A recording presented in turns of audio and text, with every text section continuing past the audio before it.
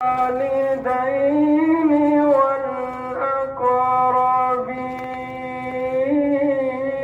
والأقربين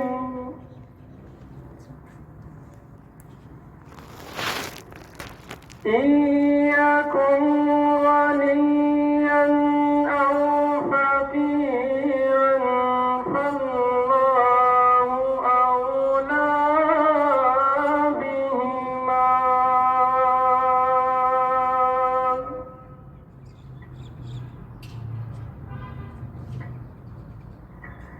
فلا تتبعوا الهوى أن تعدلوا وإن تلووا أو تعرضوا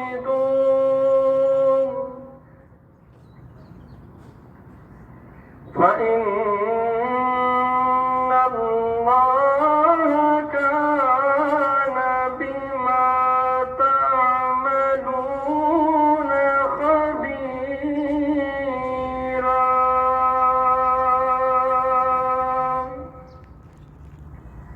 صدق الله العظيم.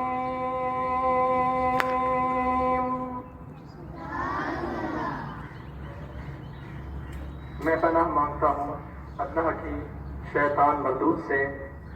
شروع اللہ کے نام سے جو بڑا مہربان نہایت رحم فرمانے والا ہے. سب سے پہلے اللہ رب العالمین نے مخاطب فرمایا. قرآن میں دو جب بھی ذکر کیا جاتا ہے تو دو صورتوں میں کیا جاتا ہے. یا ایھا الناس کہہ کر پکارا جاتا ہے یا پھر یا ایھا الذین آمنوا. جب بھی یا ایھا الذین آمنوا کہہ کر مخاطب کیا جاتا ہے تو یہ پھر خاص ہو جاتا ہے ان لوگوں کے لیے جو اللہ کو الہ مانتے ہیں, وحدہ لا شریک مانتے ہیں, اور جتنے بھی ہم مسلمان عقائد رکھنے والے ہیں ان کی یہ صورت پیش ہو جاتی ہے. تو اللہ رب العالمین نے یہاں پر مخاطب فرمایا اے ایمان والو انصاف پر خوب قائم ہو جاؤ, اللہ کے لیے گواہی دو. اس میں چاہے تمہارا اپنا نقصان ہو یا تمہارے ماں باپ کا یا رشتہ داروں کا, جس پر گواہی دو وہ غنی ہو یا فقیر ہو, بہرحال اللہ کو اس کا سب سے زیادہ اختیار ہے.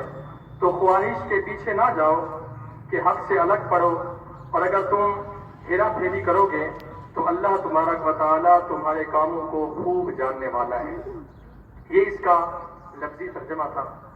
اب آتے ہیں اس بات کی طرف کہ اس صورت کے اندر, ان آیات مقدسات کے اندر اللہ رب العالمین نے ہمیں کس کام کی طرف حکم ارشاد فرمایا. انسان کی دو صورتیں ہوتی ہیں جن پر انسان سب سے زیادہ بہک جاتا ہے. ایک اس کا اپنا نفس, دوسرا اس کے قرابت دار رشتے. اس کے اندر اس کے والدین بھی آ جاتے ہیں, اس کی اولاد بھی آ جاتی ہے, اس کا کوئی بھی رشتہ آپ کر سکتے ہیں.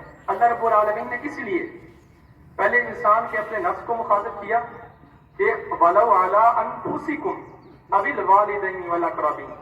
فرمایا کہ تم اپنی جان کی تسکین کے لیے, اپنے نفس کی خواہش کے لیے جھوٹی گواہی نہ دو, اور کسی اپنے کی خاطر بھی جھوٹی گواہی نہ دو.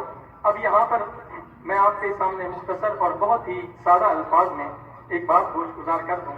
اب ہمارے لیے گواہی دینا کس چیز کی مترادف ہے؟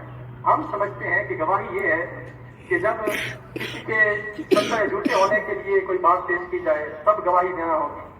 تو بلا شبہ ہر وہ کام جس کے اندر کسی شخص کو آپ کی گواہی کی ضرورت ہو, کسی بھی صورت کے اندر, چاہے وہ آپ کی زبان کی صورت میں, چاہے وہ آپ جیسے ووٹ ہوتے ہیں اس صورت میں, کسی بھی صورت میں اگر آپ کسی ایسے شخص کا ساتھ دیتے ہیں جو شخص آپ کو پتہ ہے کہ وہ ظالم ہے, یا آپ اس کا اس لیے ساتھ دیتے ہیں کہ اس میں آپ کا کوئی مفاد ہے, آپ کا ذاتی مفاد ہے, یا آپ کے جو ملتے جلتے لوگ ہیں ان کا کوئی مفاد ہے, اور آپ اس جھوٹے شخص کا ساتھ دیتے ہیں, تو اللہ رب العالمین نے فرمایا کہ تم جو ہے بہت بڑا ظلم کرنے والے ہو.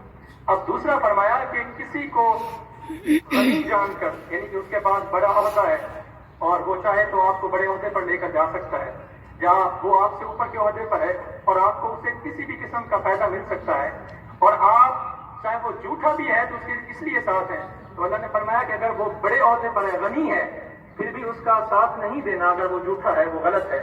اور اگر وہ فقیر ہے اور تم اس کی فقیری پر ترس کھا جاؤ کہ یہ فقیر ہے اور میں اس کا ساتھ دے دوں، کوئی بات نہیں، چاہے جھوٹا ہی کیوں نہ ہو۔ اللہ فرماتے ہیں رب سے زیادہ کوئی کسی کا خیر خواہ نہیں ہو سکتا۔ اللہ فرماتے ہیں سب سے زیادہ خیر خواہ میں ہوں